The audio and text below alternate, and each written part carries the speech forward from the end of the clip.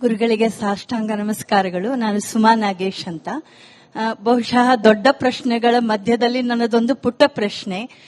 ಒಬ್ಬ ಗೃಹಿಣಿಯಾಗಿ, ಒಬ್ಬ ತಾಯಿಯಾಗಿ ನಾನು ಒಂದು ಕುಟುಂಬ ವ್ಯವಸ್ಥೆಯಲ್ಲಿ ಈ ಪ್ರತಿಭಟನೆಗಳನ್ನ ಯಾವ ರೀತಿ ಮಾಡಬಹುದು? ನನ್ನ ಮಕ್ಕಳನ್ನೇನೋ ನಾನು ಧೈರ್ಯವಾಗಿ ಬೆಳೆಸಬಹುದು, ಆದ್ರೆ ನಾಳೆ ಯಾರೋ ಬಂದು ಹೊಡೆದು ಬಿಟ್ರೆ ಏನ್ ಮಾಡೋದು?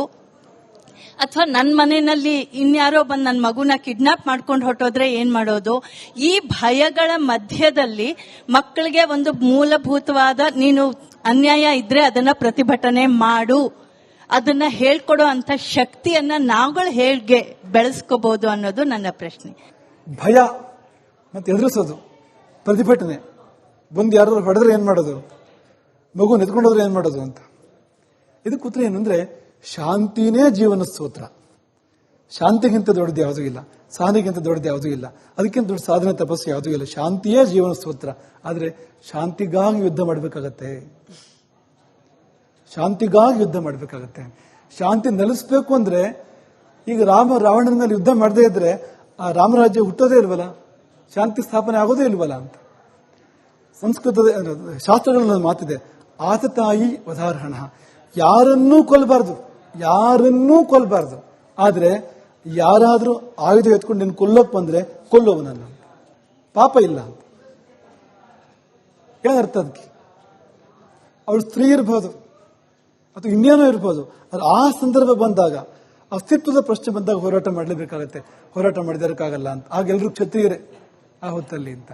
ಹಾಗಾಗಿ ಸ್ತ್ರೀ ದುರ್ಗೆ ಆಗ್ಬೇಕಾಗಿ ಬಂತು, ಮಹಿಷಾಸುರ ಮರ್ದಿನಿ ಆಗ್ಬೇಕಾಗಿ ಬಂತು, ಚಂಡಿ ಚಾಮುಂಡಿ ಆಗ್ಬೇಕಾಗಿ ಬಂತಲ್ವ. ಅದು ಯಾಕೆ ಬಂತು ಆ ಸಂದರ್ಭ ಅಂದ್ರೆ, ಪ್ರಮೇಯ ಹಾಗೆ ಬಂದಿದೆ, ಆ ಸಂದರ್ಭ ಹಾಗೆ ಆಗಲೂ ಕೂಡ ಶಾಂತಿ ಮಂತ್ರ ಪಡಿಸ್ತಾ ಇರೋದಲ್ಲ. ನಾಲಂದ ವಿಶ್ವವಿದ್ಯಾಲಯವನ್ನ ಹೊತ್ತಿ, ನಾಲಂದ ಗ್ರಂಥಾಲಯವನ್ನ ಹೊತ್ತಿ ಉಳಿಸಿದ್ದು ಕೇವಲ 17 ಮಂದಿ ಅಂತ.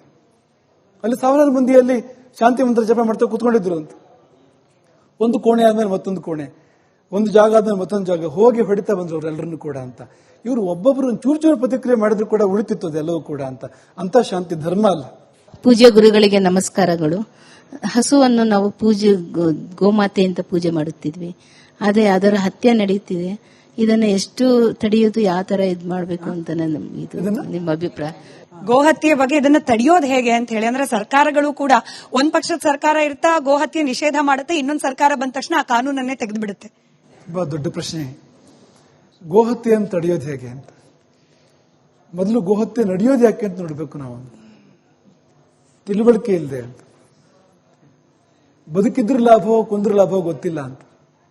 ಕೊಲ್ತಾ ಇರೋರಿಗೆ ಗೋವು ಬದುಕಿದ್ರೆ ಎಷ್ಟು ಲಾಭ, ಕೊಂದ್ರೆ ಎಷ್ಟು ಲಾಭ ಅಂತ ಗೊತ್ತಿಲ್ಲ ಅಂತ. ಕೊಂದ್ರೆ ಏನ್ ಸಿಗುತ್ತೆ, ಬದುಕಿದ್ರೆ ಏನ್ ಕೊಡಬಲ್ದು ಇಡೀ ಜೀವನದಲ್ಲಿ, ಚಿನ್ನದ ಮಟ್ಟ ಬದುಕೊಳ್ಳಿ ಅಂತ ಹೇಳ್ತಾರಲ್ವಾ, ಅದು ಗೊತ್ತಿಲ್ಲ ಅಂತ.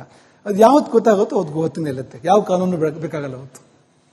ಗೋವಿನ ಉಪಯೋಗ, ಅದರ ಮಹತ್ವ ಯಾವತ್ತು ಗೊತ್ತಾಗುತ್ತೋ ತಾನಾಗಿ ಗೋಹತ್ಯೆ ನಿಲ್ಲುತ್ತೆ ಅಂತ. ಯಾಕೆಂದ್ರೆ ಅಷ್ಟು ಉಪಯೋಗ ಆಗೋದನ್ನ ಕೊಲ್ಲೋಕೆ ಯಾರು ಮನಸ್ಸು ಮಾಡ್ತಾರೆ? ನಮಸ್ತೆ ಗುರುಜಿ. ನೀವು ಹೇಳಿದ್ರಿ ಬಾಂಗ್ಲಾದೇಶದಲ್ಲಿ ಆಗಿರೋ ಪರಿಸ್ಥಿತಿ ಇಲ್ಲೂ ಬೇಗ ಬರ್ಬೋದು ಅಂತ. ಇದಕ್ಕೆ ಆಂಧ್ರ ಪ್ರದೇಶ ಡಿಪ್ಯೂಟಿ ಸಿಎಂ ಪವನ್ ಕಲ್ಯಾಣ್ ಅವರು ಸನಾತನ ರಕ್ಷಣಾ ಬೋರ್ಡ್ ಅಂತ ಪ್ರಪೋಸ್ ಮಾಡಿದ್ರು. ಸೊ ಅದನ್ನು ನೀವು ಯಾವ ತರ ಸ್ವಾಗತ ಮಾಡ್ತೀರಾ, ತಿಳಿಸಿರಾ? ಅದನ್ನ ನಾವು ಅಂದ್ರೆ ಭವ್ಯ ಸ್ವಾಗತ ಮಾಡಬೇಕಾಗತ್ತಲ್ವಾ ಅದನ್ನ. ಆದ್ರೆ ಒಂದೇನಂದ್ರೆ, ತುಂಬಾ ಬೋರ್ಡ್ಗಳಿದ್ದಾವೆ ಈಗ ರಾಜ್ಯದಲ್ಲಿ, ರಾಷ್ಟ್ರದಲ್ಲಿ. ಅದೇನು ತುದಿ ಮೊದಲೇ, ಆಮೇಲೆ ಏನಾಗುತ್ತೆ ಅಂದ್ರೆ ಯಾರೊಬ್ರು ಹೋಗಲು ಕೂತ್ಕೊಳ್ಳೋಕೊಂದು ಜಾಗ ಅನ್ನೋ ಅದೇ ಉಪಯೋಗ ಇಲ್ಲ. ಅರ್ಥವತ್ತಾಗಿ ಆಗೋದಾದ್ರೆ ಅದ್ರ ಅಗತ್ಯ ಇದೆ ಖಂಡಿತ ಅಂತ, ಆಗ್ಬೇಕು ಅಂತ. ನಮಸ್ಕಾರ ಗುರುಗಳಿಗೆ. This extension of the motherhood. ನಾವು ತಾಯಿಯಾಗಿ ನಮ್ಮ ಮನೆಯಲ್ಲಿ ನಮ್ಮ ಮಕ್ಕಳನ್ನ what ever the way we ಚೆನ್ನಾಗಿ ಬೆಳೆಸ್ತೇವೆ. ಮನೆ, ಮಠ, ದೇವರು, ದಿಂಡು ಅಂತೆಲ್ಲ ಕ್ಲೀನ್ ಆಗಿ ಬೆಳೆಸ್ಬಿಟ್ಟು ಒಂದ್ ಸಮಾಜಕ್ಕೆ ಬಿಟ್ಟಾಗ ಅವ್ರು ಹೇಳ್ತಾರೆ, ನೀನೇನ್ ಮಾಡ್ತಿದ್ಯಾ ಅದೆಲ್ಲ ತಪ್ಪು. ಓಕೆ, ನೀನ್ ಹೇಳಿದ್ದೆಲ್ಲ ಬರೀ ವಾಟ್ ಯು ಕಾಲ್ ಮೂಢನಂಬಿಕೆ, ಅದು ಇದು ಅಂತಂದ್ಬಿಟ್ಟು ಅಂತ.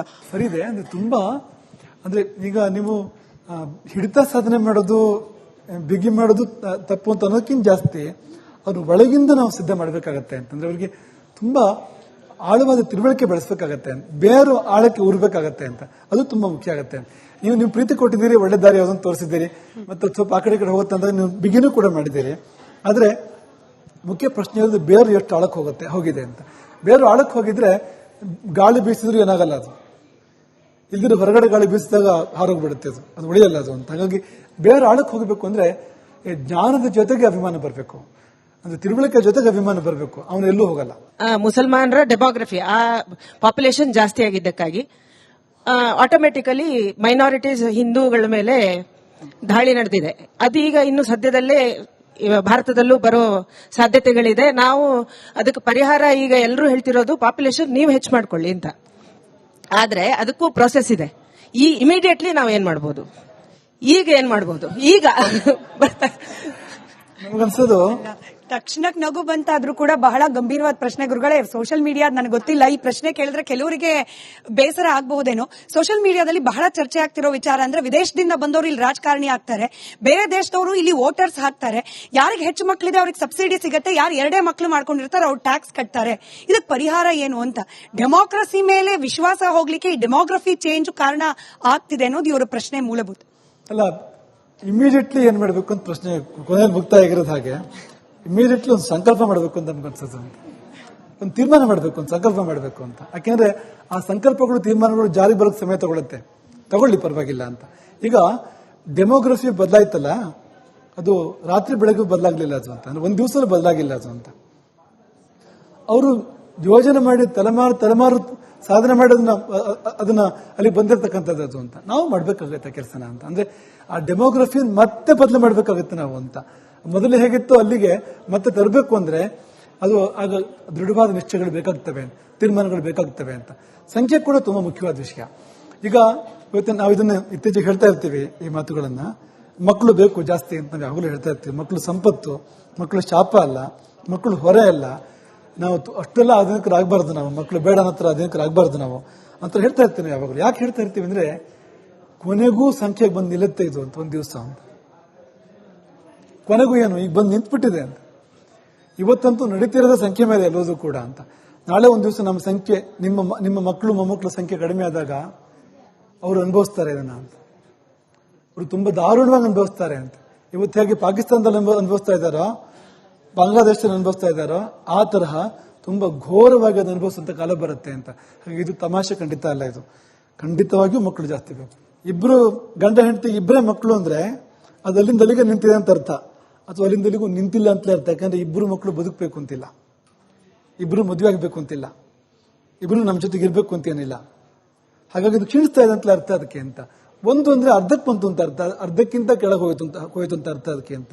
ಈಗ ಒಂದೊಂದು ಮಕ್ಕಳನ್ನ ಒಂದು ತಲೆಮಾರು ಮಾಡ್ಕೊಂಡ್ರೆ ಮುಂದಿನ ತಲೆಮಾರು ಹೊತ್ತಿಗೆ ಅರ್ಧಕ್ಕಿಂತ ಕೆಳಗಿರುತ್ತೆ ಸಂಖ್ಯೆ. ನಾವು ಇದನ್ನ ಕಣ್ಣಲ್ಲಿ ನೋಡ್ತಾ ಇದೀವಿ ಅಂತ. ಈಗ ನಾವು ಒಂದು ಮಠದ ವ್ಯಾಪ್ತಿಯಲ್ಲಿ ನೋಡ್ತೀವಲ್ಲ ನಾವು.